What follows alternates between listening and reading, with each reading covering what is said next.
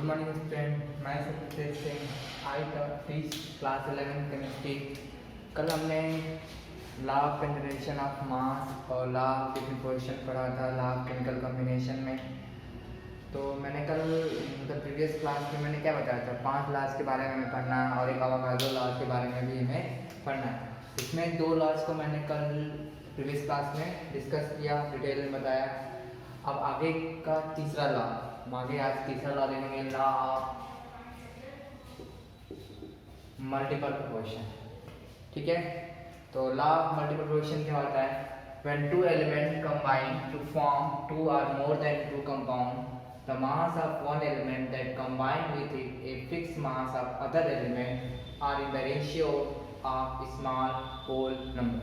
ठीक है, अगर कोई 2 एलिमेंट है कंबाइन करके 2 से अधिक कंपाउंड का फॉर्मेशन करें, तो उसमें जो 1 एलिमेंट होगा जो कंबाइन कर रहा होगा सब एलिमेंट के साथ फिक्स मास के रेशियो में, वो क्या होगा? एक सिंपल होल नंबर रेशियो में होगा या स्मॉल होल नंबर रेशियो में होगा। इसको ज़्यादा अच्छे से एग्जांपल से समझ सकते हैं। एग्जांपल में आपको इसमें बताऊंगा कैसे एग्जांपल से इसे समझ सकते हैं। ठीक है, जैसे ठीक है, जैसे 2 एलिमेंट हम ले लेते हैं। एलिमेंट एक लेते हैं कार्बन और एक लेते हैं ऑक्सीजन। ठीक है, जब दोनों एलिमेंट रिएक्शन करते हैं तो 2 कंपाउंड की पॉसिबिलिटी होती है। क्या क्या? पहला, कार्बन ऑक्सीजन के साथ कंबाइन करेगा तो बनाएगा क्या? CO2 का फॉर्मेशन करेगा। ऑक्सीजन गैस के साथ कंबाइन किया तो दूसरी पॉसिबिलिटी क्या? कार्बन 1 ऑक्सीजन एटम के साथ कंबाइन करेगा तो क्या बनाएगा? C। अगर इसमें देखा जाए ये एलिमेंट A है, ये एलिमेंट B है, 2 एलिमेंट हो गए, 2 अलग अलग कंपाउंड का फॉर्मेशन हुआ। ये कार्बन डाइऑक्साइड का फॉर्मेशन हुआ, यहाँ पे क्या हुआ? कार्बन मोनोऑक्साइड का फॉर्मेशन हुआ। अगर देखा जाए एलिमेंट जो A है वो क्या है? दोनों में कार्बन डाइऑक्साइड में भी एक ही कार्बन है और कार्बन डाइऑक्साइड में भी, कार्बन मोनोऑक्साइड में भी एक ही कार्बन, मतलब कि एलिमेंट A क्या है? फिक्स्ड है। एलिमेंट A क्या है? फिक्स्ड है, मतलब कार्बन जो क्या है वो फिक्स्ड है, उसमें कोई चेंज नहीं हो रहा है। जबकि ऑक्सीजन क्या है? ऑक्सीजन के मास की बात की, जैसे यहाँ पे 12 ग्राम है, यहाँ भी 12 ग्राम है, दोनों जगह क्या है? यहाँ भी 12 ग्राम ही कार्बन है, इसमें भी कार्बन मोनोऑक्साइड में 12 ग्राम ही कार्बन है। बट ऑक्सीजन क्या हो गया? अलग अलग हो गया। मतलब एलिमेंट बी, पहले वाले जो रिएक्शन में ऑक्सीजन का जो मास है क्या है? 32 ग्राम कह सकते हैं। और दूसरे जब कार्बन मोनोऑक्साइड बना तो कितना लगा? 16 लगा ना, एक ही ऑक्सीजन पार्टिसिपेट किया, तो इसमें कितना आया? 16। ठीक है, तो मतलब कि जब एक कार्बन डाइऑक्साइड बना और कार्बन मोनोऑक्साइड बना, तो इसमें जो ऑक्सीजन का मास रेशियो था वो कैसा था? 32/16। अगर इसको हम स्मॉल फ्रैक्शन में जाए तो क्या होगा? 2:1। तो ऑक्सीजन का जो कॉम्बिनेशन की कैपेसिटी थी वो कार्बन डाइऑक्साइड में 2 की थी और कार्बन मोनोऑक्साइड में 1 की थी। मतलब कि अगर दोनों का हम कंपेयर करें तो इसमें क्या मिला? 2:1। 2:1 is the small whole number ratio. तो वही यहाँ स्टेटमेंट का है, two compound the mass of one element that combine with the fixed mass. मतलब कोई एक एलिमेंट है जो कंबाइन करे किसी दूसरे एलिमेंट की जिसका मास फिक्स हो, वो क्या है? कार्बन है। कार्बन दूसरा एलिमेंट है जिसका मास क्या है? फिक्स्ड है। The other element are in the ratio of small one. तो जो ये तो फिक्स है, जो अदर एलिमेंट जो कंबाइन कर रहा है कार्बन के साथ, वो क्या होगा? उसका जो रेशियो होगा वो कितना होगा? स्मॉल होल नंबर रेशियो में। स्मॉल दिख रहा है 2:1, जो ये क्या है? Small whole number ratio. तो ये आपका लॉ ऑफ मल्टीपल प्रोपोर्शन था। ठीक है, अगला स्टेटमेंट अगला हमें पढ़ना है लॉ ऑफ रेसिप्रोकल प्रोपोर्शन। क्या पढ़ना है? Law of reciprocal proportion. ठीक है, इसमें क्या है? When two element A and B combine with each other, the proportion of mass A and B is the same are a simple whole number ratio of the proportion of masses of A and B when they combine separately with a fixed amount of third element C। जैसे कहा क्या है कि कोई दो element है A and B, ठीक है, वो दोनों कंबाइन करके एक प्रोडक्ट का फॉर्मेशन किए, ठीक है। जब A और B जब कंबाइन कर रहे हैं तो पहला ही बताया था लाभ कंजर्वेशन मार्क के बाद लाभ डिफरेंट पोर्शन में, तो जब A और B कंबाइन करके एक फिक्स प्रोपोर्शन में कंबाइन करेंगे, जैसे हाइड्रोजन था ऑक्सीजन के साथ कंबाइन करके बनाया था H2O, तो बना क्या था H और ऑक्सीजन का रेशियो क्या था 1:8 का रेशियो में था। तो वैसे ही जब वो दोनों A और B, मान लो ये A था ये B था, कंबाइन किया तो बना था ऐसा, ठीक है। जब अब फिर क्या बोला है simple whole number ratio, and फिर उसके बाद जब A और B इसी दूसरे एलिमेंट C से कंबाइन करेंगे और उनका मास सेम रहेगा, तो जो A और B का जो प्रोडक्ट रहेगा, जो अमाउंट रहेगा वो भी क्या होगा फिक्स अमाउंट में रहेगा, मतलब कि वो भी क्या होगा कम सेपरेटली कंबाइन करेंगे तो उनका भी रेशियो क्या रहेगा, जो पहला वाला रेशियो था उसी के बराबर रहेगा। तो इसको ज़्यादा हम अच्छे से एग्जाम्पल में समझ सकते हैं, ठीक है। तो एग्जाम्पल के लिए मैं ऊपर लगा देता हूँ।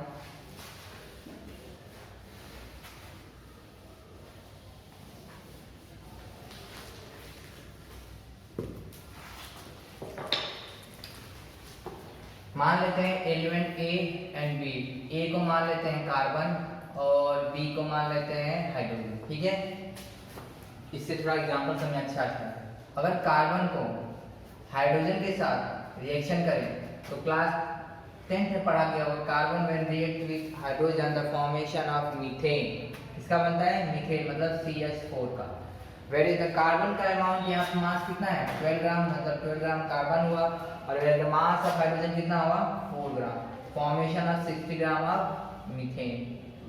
इसे क्या कहते थे मेथ प्लस एन, यही अल्केन का फैमिली का होता था तो मीथेन। अब ये बात बोला है कि when two element combine with the proportion of mass A and B, तो यहाँ पे देखा जाए A और B का जो प्रोपोर्शन ऑफ मास है वो क्या है 12:4 के रेशियो में, इसी के रेशियो में है ना। अब मान लेते हैं कोई एलिमेंट C है, एलिमेंट C में हम क्या मान लेते हैं, ऐसा एलिमेंट माना जो कार्बन के साथ भी रिएक्शन कर ले हाइड्रोजन के साथ भी रिएक्शन कर ले। तो सपोज ऑक्सीजन को मान लेते हैं O2 को, ऑक्सीजन को मान सकते हैं जो कार्बन के साथ रिएक्शन करेगा इसके साथ भी। अगर हम कार्बन के साथ ऑक्सीजन का रिएक्शन करें तो फॉर्मेशन किसका होगा CO2 का। वैसे कार्बन का मास कितना है 12 ग्राम पार्टिसिपेट करेगा, वैसे ऑक्सीजन का मास कितना करेगा 2 gram, formation of 44 gram of carbon dioxide, ठीक है। वैसे ही एलिमेंट B है hydrogen react with oxygen, formation of किसका हुआ फॉर्मेशन H2O का, इसका फॉर्मेशन हम बैलेंस कर देते हैं, बैलेंस कर लिए क्या बना 2H2, यहाँ पे क्या बना सेम है, कोई दिक्कत यहाँ पे भी सेम है। तो अगर यहाँ भी बात किया जाए तो ऑक्सीजन यहाँ पे कितना है 32 है, इसको बैलेंस कर दो 32 ग्राम, यहाँ पे कितना है 4 gram, formation of 36 gram of water, ठीक है। तो हम शुरू में क्या देखे A और B का जो रेशियो था वो 12:4 या कह सकते हैं 3:1 के रेशियो में था, यही था। और जो C एलिमेंट था उसका मास फिक्स था, जैसे इसमें भी 32 था इसमें भी 32 था। तो जब एलिमेंट A C से कंबाइन किया तो बना CO2, तो इसका मास कितना था 12।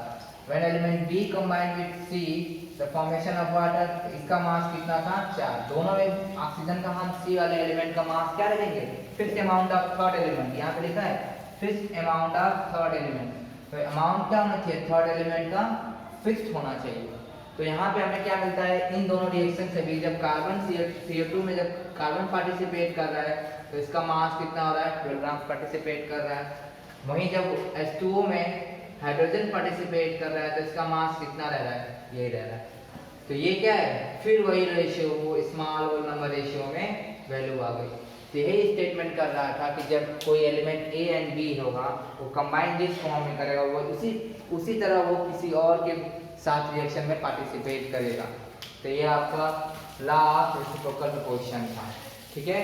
तो इसे आप नोट कर लो, फिर नेक्स्ट हम पढ़ेंगे गेल-लुसेक लॉ के बारे में, ओके। ठीक है, अगला है हमारा पांचवा, कह सकते हैं गेल-लुसेक लॉ ऑफ गैसियस वैल्यू। ठीक है, ये किसने दिया था? गेल-लुसेक ने दिया था। When gas combine and are produce in a chemical reaction, मतलब कोई दो गैसेस हैं, वो क्या हो रही है? केमिकल रिएक्शन में पार्टिसिपेट कर रही है। ठीक है, वो क्या हो रही है? कंबाइन कर रही है, पार्टिसिपेट मतलब एक दूसरे से जुड़ रही है, कंबाइन कर रही है, तो क्या होगा? एक केमिकल रिएक्शन होगा। तो केमिकल रिएक्शन में हमें क्या मिलेगा? प्रोडक्ट मिलेगा। They do so in a simple ratio of volume under same condition of temperature and pressure, मतलब कि वो जब कंबाइन करेंगी तो एक सिंपल नंबर रेशियो में ही कंबाइन करेंगे, जैसे इन द सेंस हम दूसरा पढ़े थे लॉ ऑफ डिफ्यूजन, वही चीज़ यहाँ पे बस क्या है? गैसेस के बारे में दिया है, वॉल्यूम के बारे में दिया है।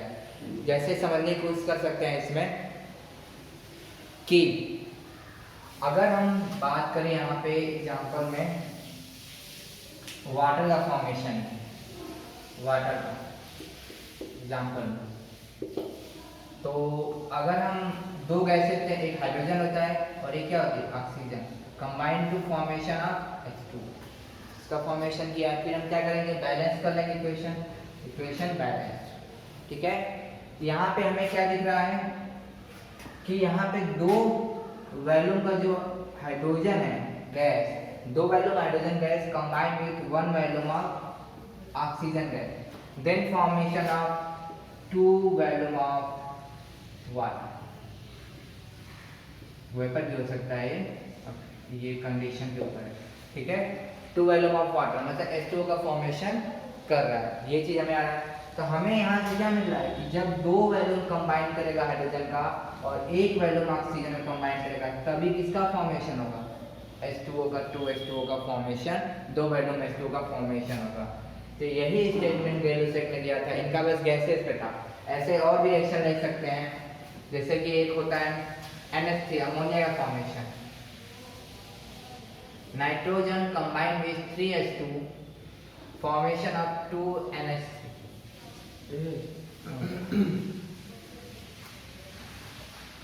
तो यहाँ पे क्या है? एक volume of nitrogen combine with 3 volume of H2 formation of 2 volume of ammonia. इसमें भी क्या है? इसमें है कि जब एक वॉल्यूम का N2 कंबाइंड नाइट्रोजन कंबाइन करेगा 3 वॉल्यूम के हाइड्रोजन के साथ, तब फॉर्मेशन ऑफ क्या होगा? 2 वॉल्यूम ऑफ अमोनिया। तो यही था गेल-लुसेक लॉ ऑफ गैसियस वॉल्यूम। ये मेनली डिफरेंट पोर्शन के डिपेंड पे था, बट लेकिन क्या था ये, अगर उनकी बात के रेशियो की बात की जाए तो रेशियो क्या होगा? H2 और ऑक्सीजन की 2:1 का रेशियो। यहाँ पे N2 और N2 एंड H2 का रेशियो क्या होगा? 1:2। ये भी क्या है? सिंपल होल नंबर रेशियो 1:2, 1:3, 1:4, ये सब क्या होता है? सिंपल होल नंबर रेशियो होते हैं। तो यही था गेल-लुसेक लॉ ऑफ गैसियस वॉल्यूम। ठीक है, अब नेक्स्ट है Avogadro law. Avogadro law is given by Avogadro. ठीक है, इन्होंने क्या कहा था? Under same condition of temperature and pressure equal volume of different gases contain equal number of molecules, मतलब कि कहा था कि अगर टेम्परेचर और प्रेशर सेम हो, दो गैसेस हो चाहे तीन गैसेस हो, और उनके लिए टेम्परेचर एंड प्रेशर सेम हो, तो अगर इक्वल वॉल्यूम का होगा, जैसे कि नाइट्रोजन गैस है वैसे ही हाइड्रोजन गैस है, उन दोनों का इक्वल एक वॉल्यूम है, तो उस टेम्परेचर एंड प्रेशर पे वो क्या करेंगे? इक्वल नंबर ऑफ मॉलिक्यूल्स रखेंगे। ठीक है, अभी इसको ज़्यादा डिटेल में हम मोल कंसेप्ट में सामने आपको आ जाएगा।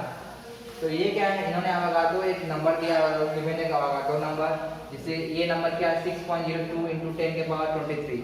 इसकी वैल्यू जो होती थी 1 मोल के बराबर होती थी। ये क्लास 9 में पढ़ाया गया होगा।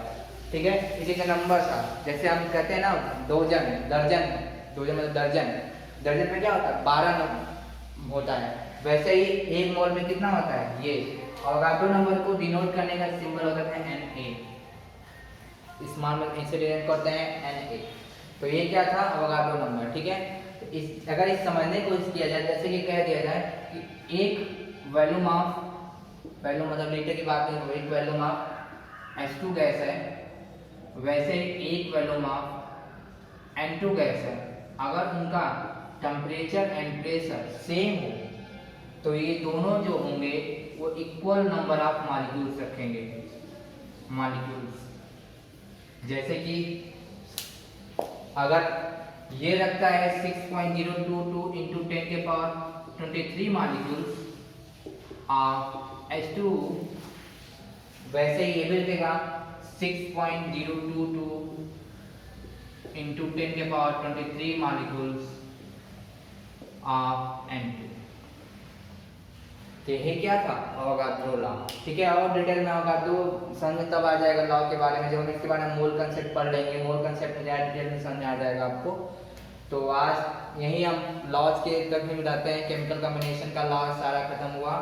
आगे हम कल टॉपिक कल शुरू करेंगे मोल कंसेप्ट और एटॉमिक वेट, एटॉमिक मास और मॉलिक्यूलर वेट, इसके बारे में हम कल डिस्कस करेंगे या नेक्स्ट क्लास में डिस्कस करेंगे। ओके, तो आप इसे नोट कर लेना और होमवर्क में लिख लीजिएगा।